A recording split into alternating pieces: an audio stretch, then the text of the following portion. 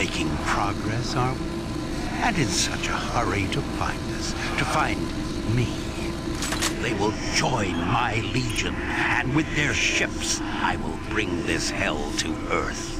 You won't live to see it, and you will die long before you. Attention. Initiating pump station 1. Hi, this is Douglas C. Perry, Editor-in-Chief of IGN Xbox, with Doom 3. IGN's Doom 3 originally came out on the PC last fall. It was highly criticized, it was highly hyped, it was highly anticipated, and a lot of people went to play it and experienced something different. They experienced a fantastic atmosphere comprised of gorgeous high-resolution graphics, fantastic models, and a superb set of sound effects used really well in ways that other games haven't done before. They also experienced a game that was very linear, that was kind of cheap, had a very simplistic AI, and was basically a game that didn't really push the first-person shooter genre very far forward at all. In fact, pretty much stayed the same. The Xbox version is a very, I would say, even a great game because of a couple things. And in a strange sense, it's a better game on the Xbox than Doom 3 was on the PC. First of all, you've got two versions. There's Doom 3, the regular version, for $49.99. That has single-player mode, deathmatch, and it also has the coveted two-player online cooperative mode. So if you were dying to play Halo 2 online with a buddy through the single-player campaign and you didn't get it, Doom 3 has it, and it works really well. Then there's the Doom 3 Limited Collector's Edition, which is $59.99, and it has all the cool things that you have in Doom 3, plus it has two games from sort of lore of Doom. It has Ultimate Doom, which is the first one, and Doom 2. You can play those games in 2 to 4 player split screen, and there's a 4-player offline cooperative mode.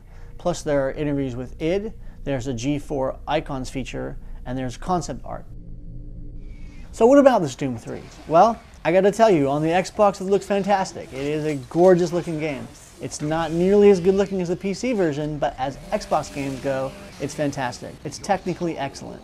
The texture work is great. All the characters have fantastically fluid motion.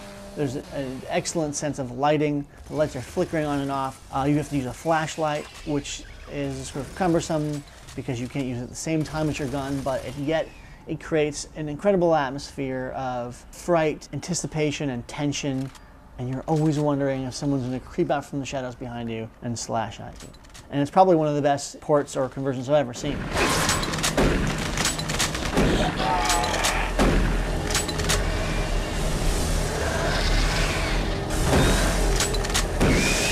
Sound-wise, it's remarkable. There's in-game Dolby Digital. You feel like you're enmeshed in a network of sound effects.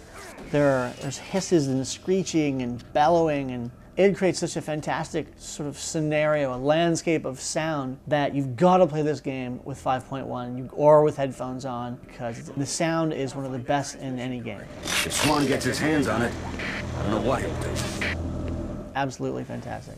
The gameplay is simple, linear, repetitive, and predictable, amazingly enough, for such a good game. The control feels really good. You won't spin around as fast as when you're on the PC, but the controls are accurate and easily modifiable on the main screen, so you can adjust your Z and Y axes.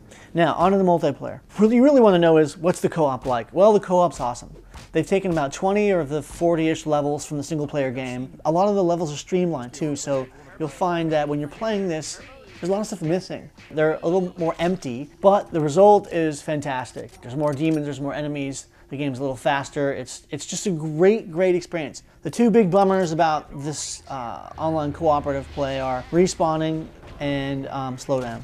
Basically, if you die, like if you're 4 parts into the mission and you die, you will respawn at the beginning of the level and then have to make your way all the way back. So that's kind of a bummer. There's some slowdown. There's a little bit of slowdown that you can see and feel when there's a lot of enemies on screen, a lot of fireballs passing through the air, and it does get a little iffy. Multiplayer is simple. You've got team deathmatch, you've got tourney, and last man standing. And the interesting thing about it is that it's actually a really fun, fluid, very fast game. You're sprinting all the time, which, is great. You really want to play this with 4 players because these levels aren't made for 2. It's good, it's not great, it's fun, you'll enjoy it, but it's not gonna, kick Halo 2's butt. So to wrap it up, what you've got is a fantastic atmosphere, great lighting, great sound effects, good gameplay with some flaws, but on the Xbox you've got this fantastic cooperative online campaign that really makes it worthwhile. And I've been playing Doom and Doom 2, and I really miss those games. Those games are a lot of fun. Playing those on Xbox isn't bad. The graphics are horrible, it's simplistic gameplay, you can't look up or down, but man, that game was good.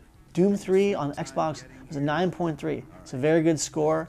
It's definitely deserving of it, and I would get the bonus pack. I'd get the collector's edition. I hope you like it. Check out the old decommissioned comm facility. We thought you might be heading that way. Take the maintenance elevator to the service passage under Mars City. You'll be able to pick up some gear at the security checkpoint. Now move out.